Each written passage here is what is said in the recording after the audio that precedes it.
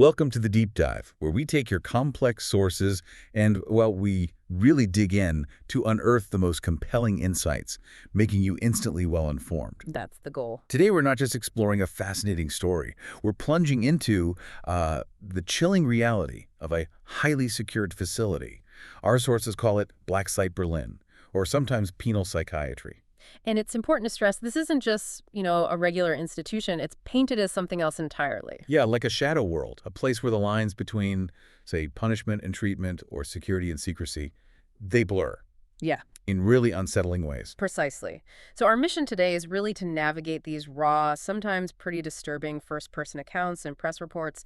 They offer this unprecedented glimpse inside. A glimpse into this very specific institution. Exactly. We're going to explore its unique ecosystem, the desperate lengths people go to for freedom, and the intricate, often quite shocking, criminal minds living within its walls.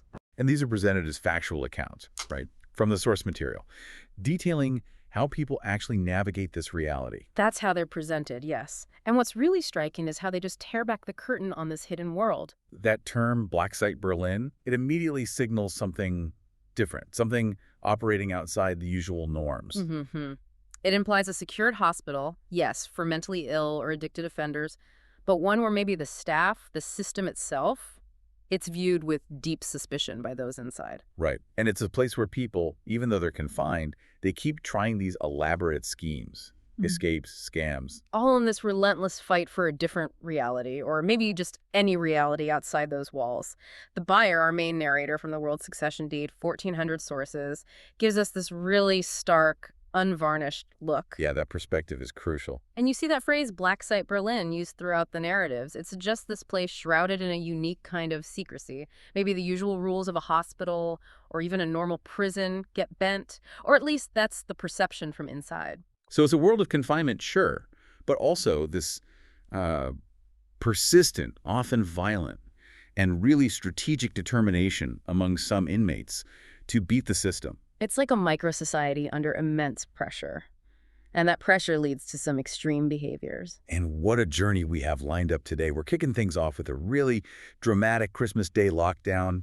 It sets a terrifying scene for the buyer. Yeah, that's quite the starting point. Then we'll get into the astonishing details of this audacious escape right from inside the facility that actually made headlines. An almost unbelievable story. From there, we'll delve into the bizarre and kind of tragic exploits of Quasimodo, this older inmate who got caught up in these elaborate love scams, really preying on his isolation. Oh, that's a sad one, but fascinating. And finally, we'll confront the chillingly calculated plans of this notorious figure known only as the Godfather.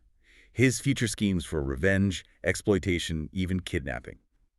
Honestly, they'll leave you absolutely stunned. It's a deep dive into the human psyche under extreme duress, that's for sure. You are definitely in for it today.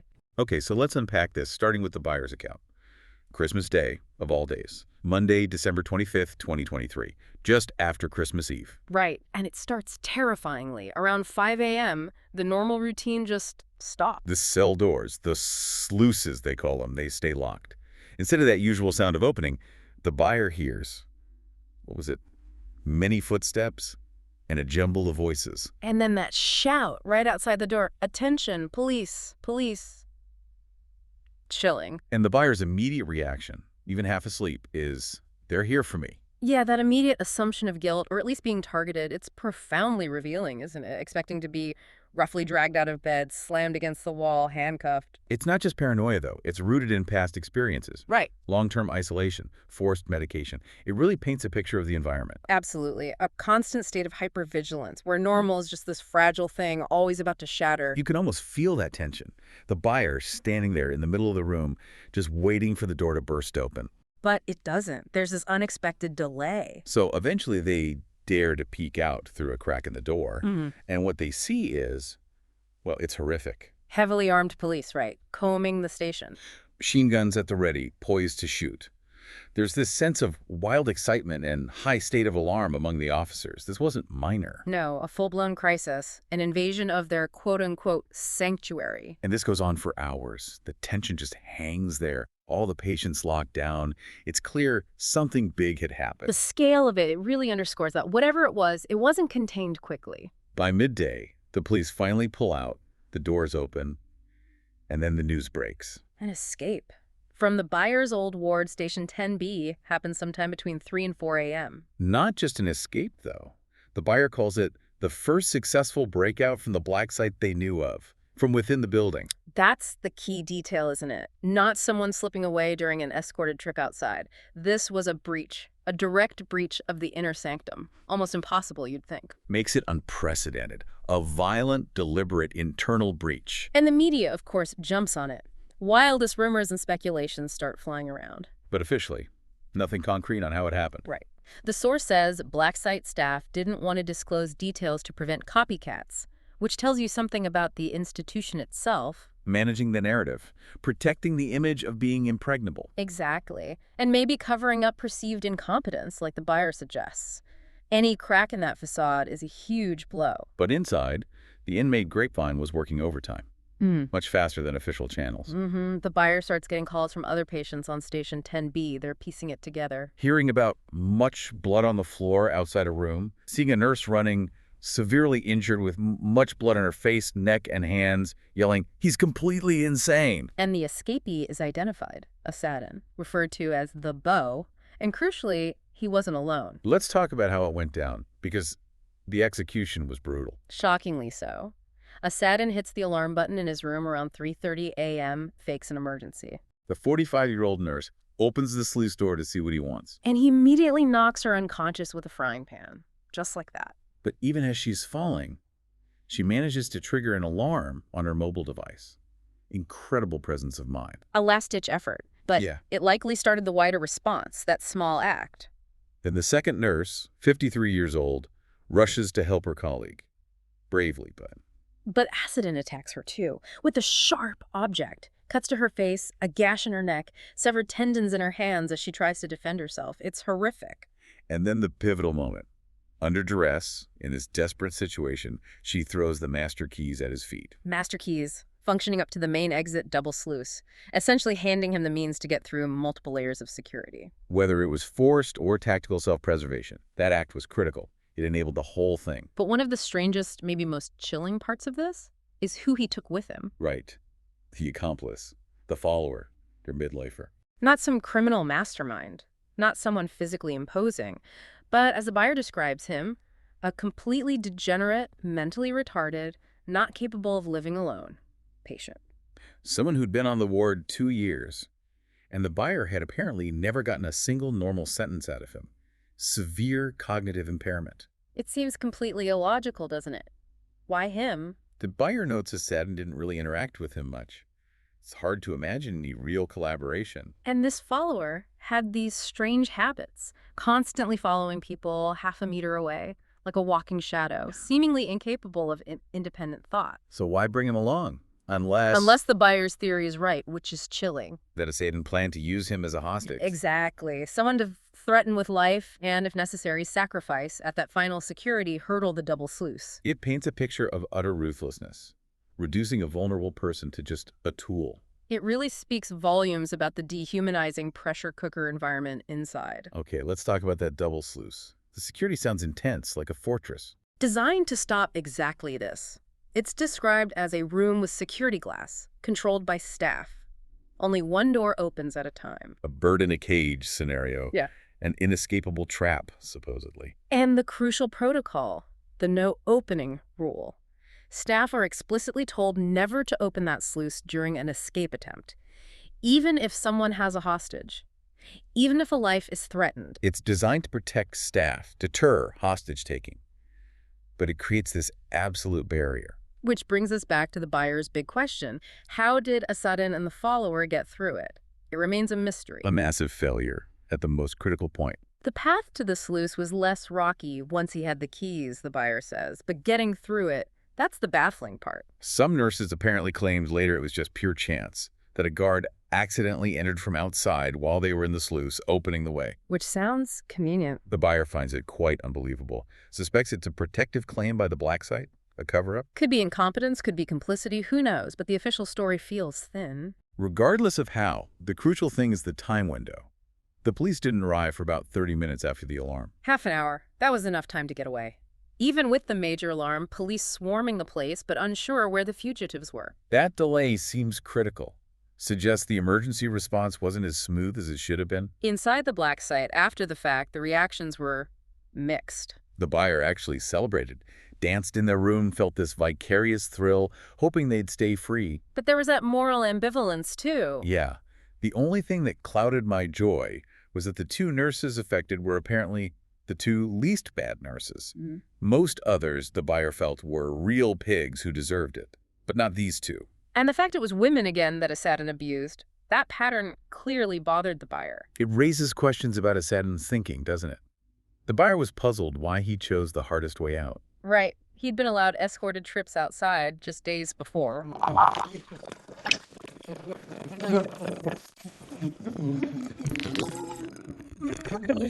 And then there's the burden of the follower. The buyer fully expected Assadin to ditch him. He was a huge liability, completely incapable of living alone. But apparently, Assadin's good Samaritan traits, a weird contradiction, stopped him.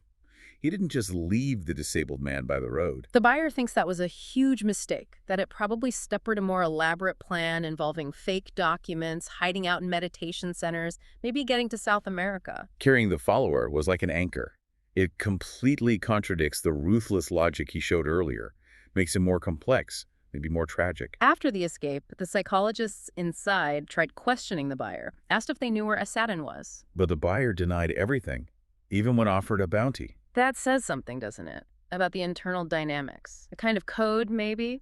Or just shared resentment against the system. Loyalty trumping personal gain. But freedom, as often happens, didn't last long. Just a week, New Year's Eve, December 31st, a photo manhunt had been out for 3 days. Passers-by in Berlin recognized them, called the police, they tried giving false IDs, but it was over. The swift recapture really highlights how hard it is to disappear, especially when you're that high profile. Back on the ward, the mood was grim.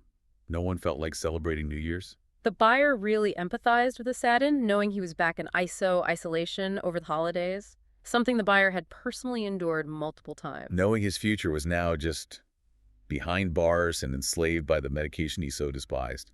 The ultimate tragic irony. He achieved the exact opposite of what he fought for. But incredibly, the story doesn't quite end there. Right. A few days after isolation, he gets transferred. Not back to a regular ward, not typical ISO, to Station 5A into Daueranschluss, permanent confinement. The buyer describes it as like ISO but without observation window, but with one key difference. A TV in the cell makes the time very much more bearable. So, still strict confinement, but maybe slightly less dehumanizing than pure isolation. Shows the institution calibrating, even for him. And the buyer kept tabs on him, called staff on 5A regularly, out of curiosity, solidarity. Who knows? After about 6 months, they heard Assadin was being allowed out during the day, moving around the ward for a few hours. But then, another dramatic twist. A phone call to Station 5A. An agitated nurse confirms it. Assadin tried again. A second violent escape attempt. Took another nurse hostage, demanded release. But this time he didn't have the element of surprise or maybe adequate weapons. He was overpowered by aggressive nurses. That second attempt, even failing so quickly, shows this unyielding drive, regardless of the cost. And it brings up the buyer's analysis of why he was in Daueranschluss. Was it just acute danger? Or was it, as the buyer suspects, extra punishment of prison within a prison? For daring to escape, for embarrassing the black site and its incompetent staff. Because isolation is supposed to be for acute risk, right? Not just punishment for making the institution look bad. It points to that blurring line against hospital or prison, retribution overriding therapy. The buyer connects it powerfully to their own experience of long-term isolation, the thoughts of violence and escape, that feeling of no end in sight. It leads to actionism, they say. This belief you must do something, anything, even if it's total violence, just to feel some agency. Assadin, having tasted freedom, then felt the shame of being caught so fast.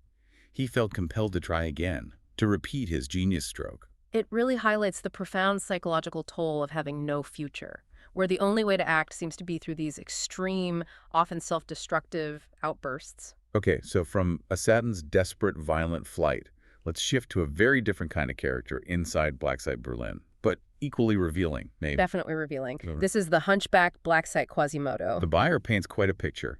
conspicuously ugly, small, hunchback man, 75 years old, half-bald, white chin-length hair, a true East German, an Aussie who lived through the DDR. And that background seems key to his personality. He complains constantly about the black site, comparing it to the DDR. And the buyer adds significantly that this comparison is not entirely wrong, which gives you a sense of how oppressive the place feels from the inside. As a pensioner, he's relatively well off compared to other patients. Spends his money on forbidden luxuries. Like USB sticks full of porn, right?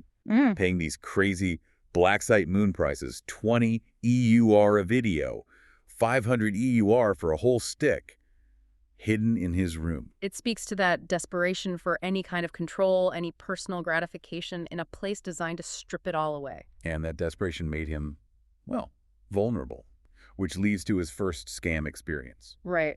Another patient, clearly an opportunist, sees an easy mark, offers to liberate him for 3,000 EUR. With a ridiculous story about a commando unit with machine guns ready to shoot him out. And Quasimodo, seeing this as his absolute last chance to taste freedom again at his age, he pays up front, clinging to this utterly fantastical hope. The buyer really points out the level of unaccountability needed to fall for something so exaggeratedly incredible. And so cheap, too. 3,000 EUR for a Rambo rescue.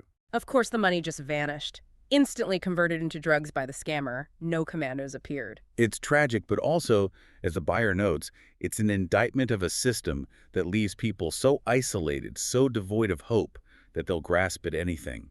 Makes them perfect targets. And his troubles didn't end there. He fell for an even more elaborate, more psychologically damaging scheme. The love scam.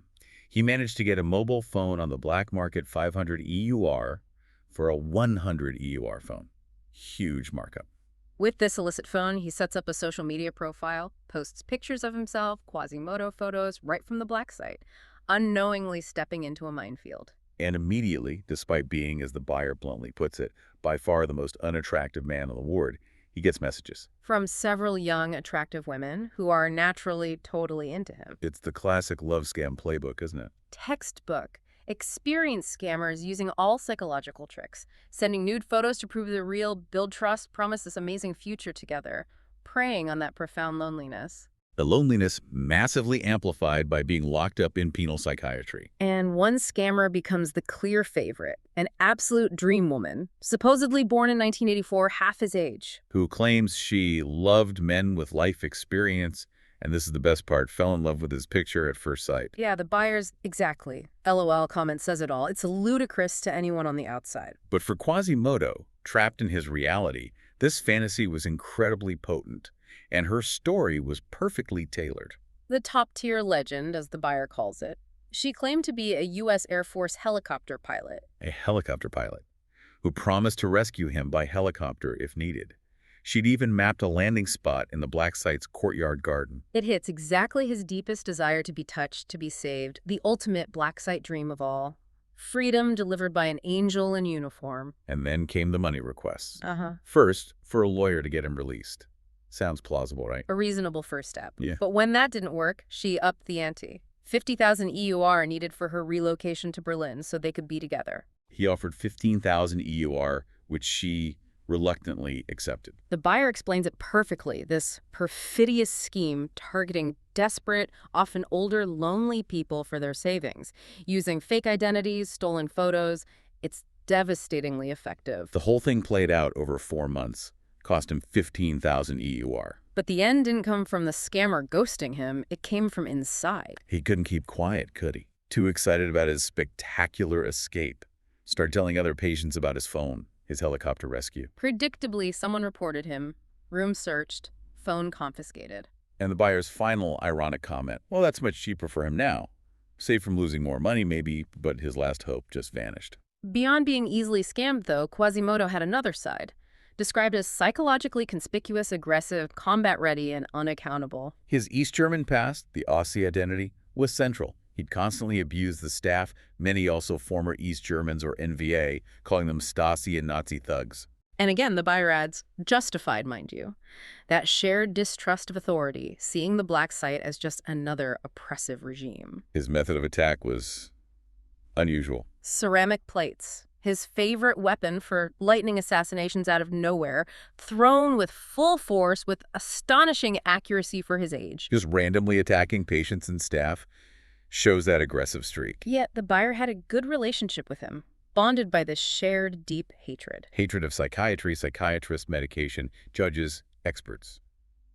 The whole system that confined them. Mutual resentment creating a strange camaraderie. But Quasimodo's history before the black site is deeply disturbing.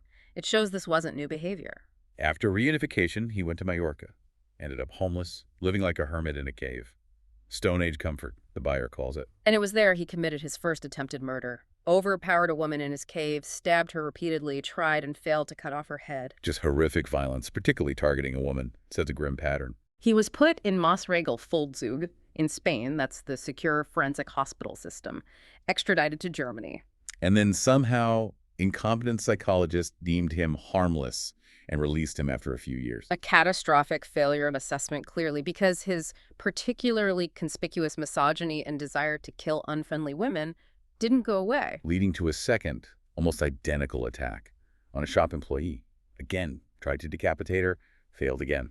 Given this pattern, these repeated, specific, violent acts against women, the buyer is certain he will no longer be released from the black site. His story is a stark example of the system failing to contain predictable danger.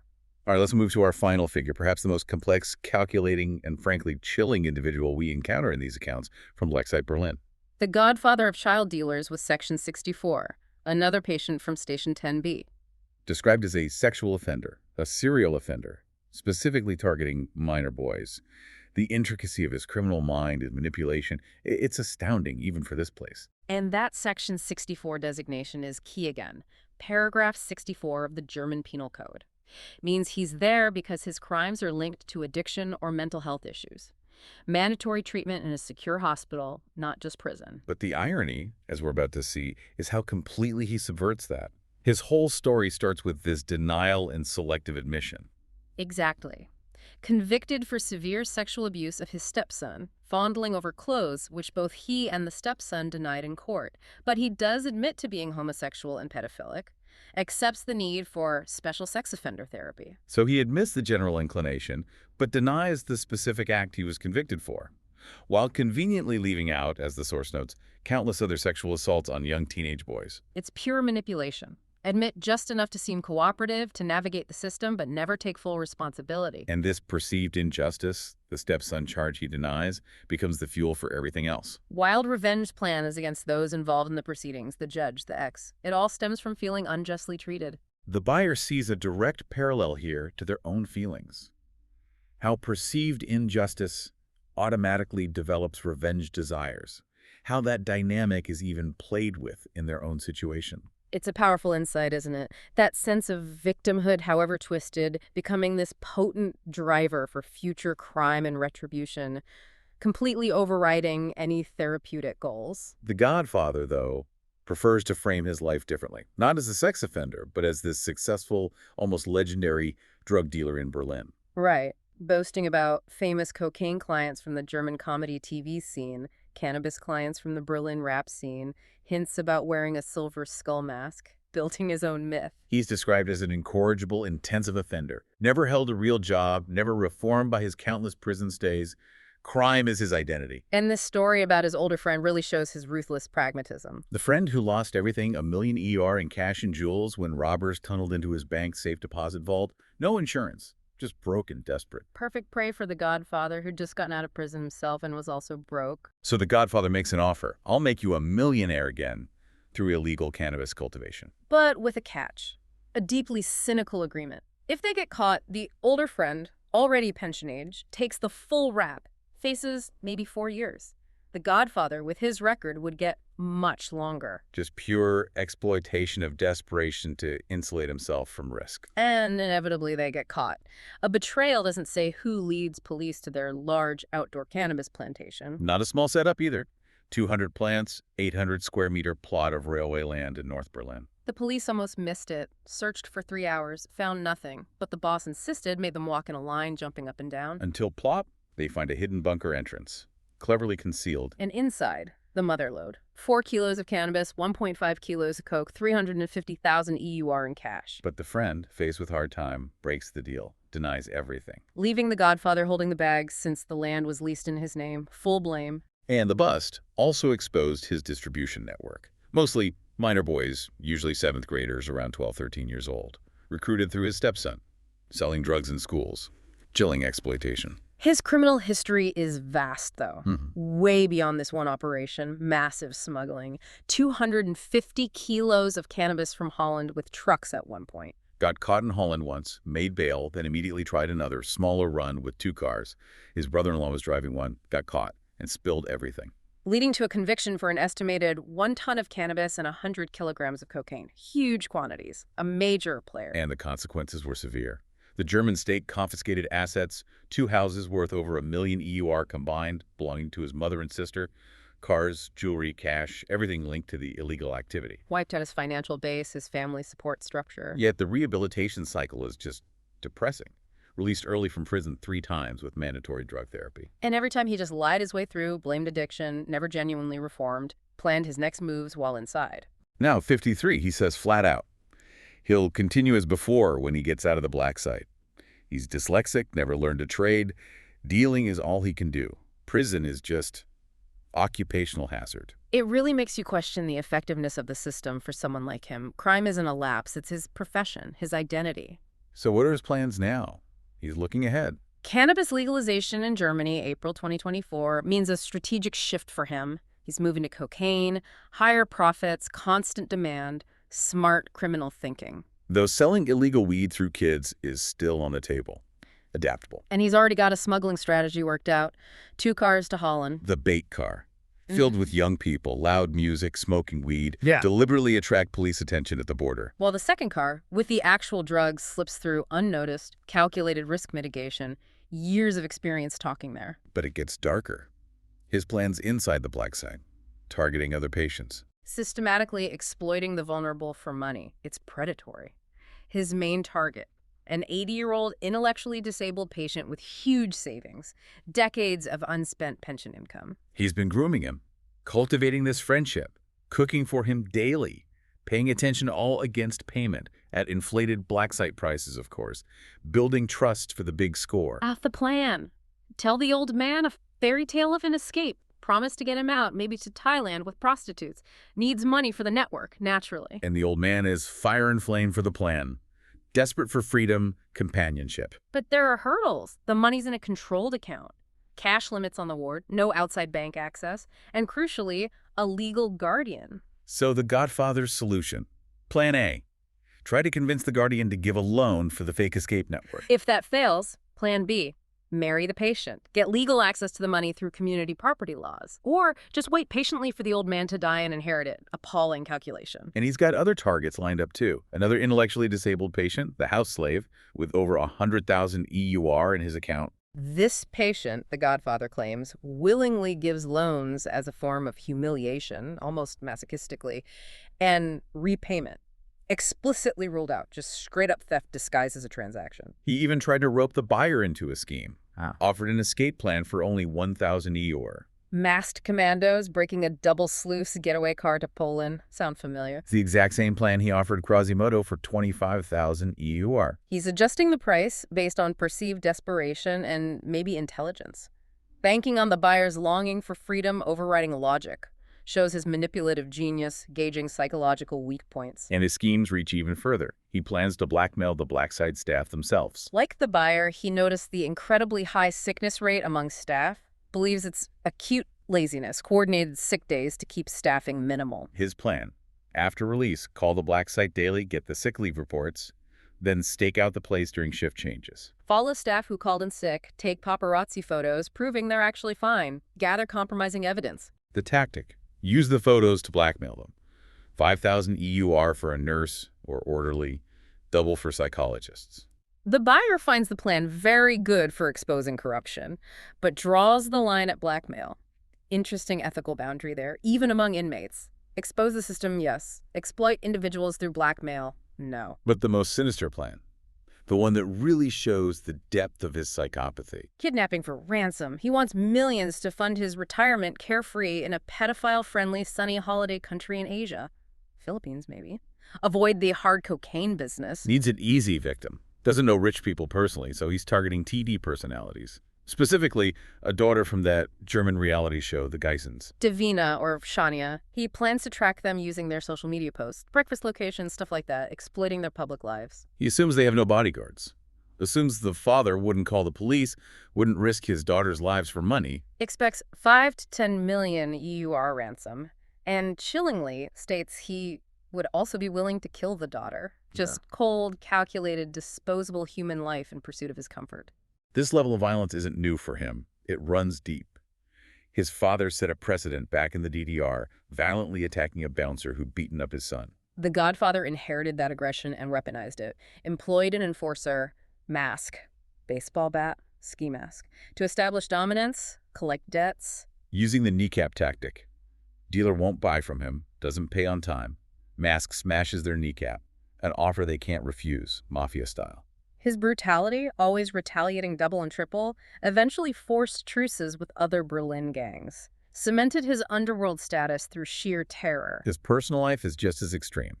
Smuggling hashish in his anus on family trips to Egypt, trading cheap steroids, cigarettes, shoes from Egypt for huge markups in Germany, always looking for an angle. Then there was the Brazil coke binge. Partied with a German expat, blew through the guy's life savings. His idea of repayment? Gave the expat 10,000 EUR for 50 grams of Brazilian coke, which the Godfather then smuggled back himself, again, in his anus. Back home, takes a big line of this coke. One of his 7 brothers gets angry, sweeps it off the table, destroys the product. The Godfather just snaps, beats his brothers severely. His criminal enterprise, his profits, come before absolutely everything, even family. But the absolute worst, the ultimate betrayal, involves another brother. Younger, homeless, addicted to heroin. The Godfather, going on vacation, offers this junkie brother his apartment for 6 weeks, gives him cash. Seems generous, right? But he comes back to find the apartment completely empty, rundown, and neglected. Stripped bare, TV, stereo, even the bed, sold for heroin. Blood stains on the walls. He's furious, not out of concern, but over the 12,000 EUR loss.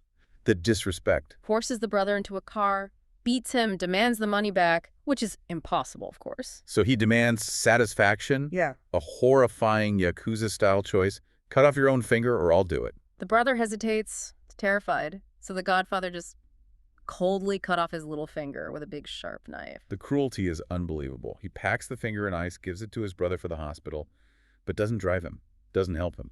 Just leaves him there, bleeding, mutilated. Time is critical for reattachment, but he doesn't care.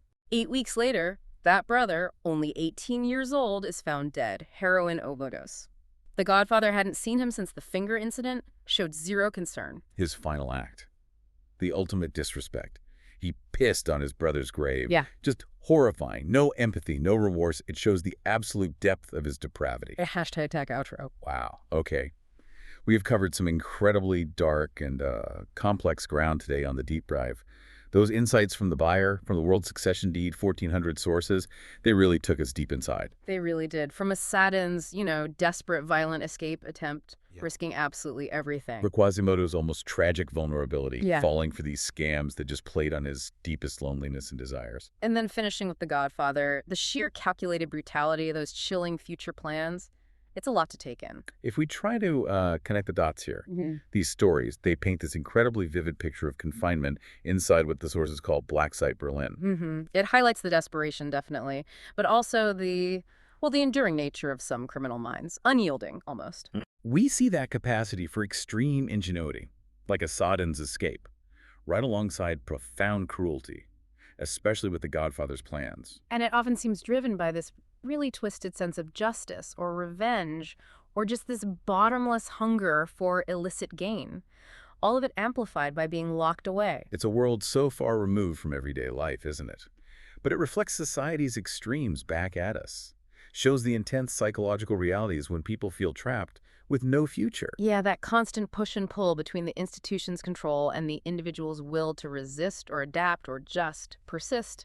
Even if persisting means sticking to a criminal identity, it tells you a lot about human resilience, I suppose.